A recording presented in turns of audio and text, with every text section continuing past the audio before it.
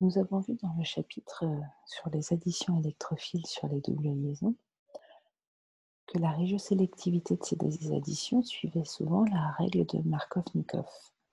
Le but de ces deux dernières pages est d'expliquer rationnellement d'où vient cette règle qui à l'origine était empirique. On a vu qu'on avait pu la rationaliser en disant que le produit majoritaire était celui qui était issu du carbocation le plus stable, et donc on va revenir un petit peu sur toutes ces notions.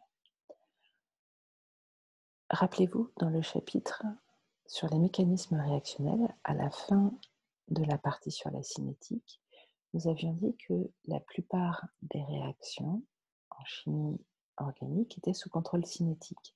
Et effectivement, les réactions que l'on a vues ici d'addition électrophile ne nécessitent pas de chauffage, donc on ne va pas particulièrement accélérer ces réactions et donc elles vont être en effet sous contrôle cinétique.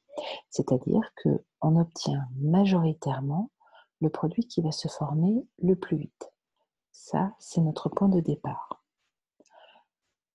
Le problème, c'est que quand on regarde une réaction, on ne sait pas prévoir les réactions qui vont être plus rapides que d'autres. Ce qu'on a vu, ce sont des règles qui nous permettaient de dire si telle ou telle espèce était plus ou moins stable. Si elle était stabilisée par exemple par mésomérie, on peut dire qu'une espèce est plus stable qu'une espèce qui n'est pas stabilisée par mésomérie. Comment faire le lien entre la stabilité, c'est-à-dire la stabilité c'est de la thermodynamique, et la vitesse de la réaction, c'est-à-dire la cinétique? On va pour ça utiliser le postulat de Hammond. Ce postulat de Hammond donc, va nous permettre de faire le lien qui nous manque ici entre la cinétique et la thermodynamique des réactions.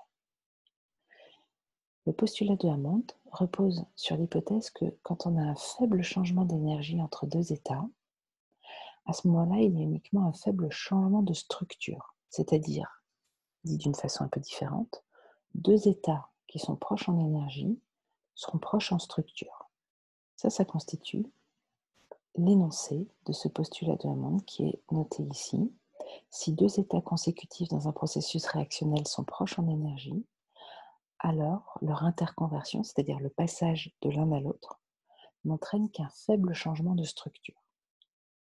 On va voir comment appliquer ça dans le cas d'une réaction qui est sous contrôle cinétique et qui peut conduire par deux voies concurrentes, par deux chemins concurrents, deux chemins réactionnels concurrents, à deux produits P1 et P2.